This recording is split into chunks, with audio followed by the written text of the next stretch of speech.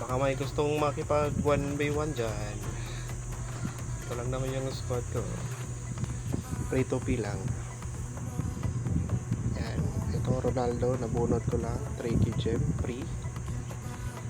Tapos si Lucio naman, kinuha ko siya sa Shard Ultimate Team of the Year. And then si Muller naman, which is yung free lang din, 60,000 na club points.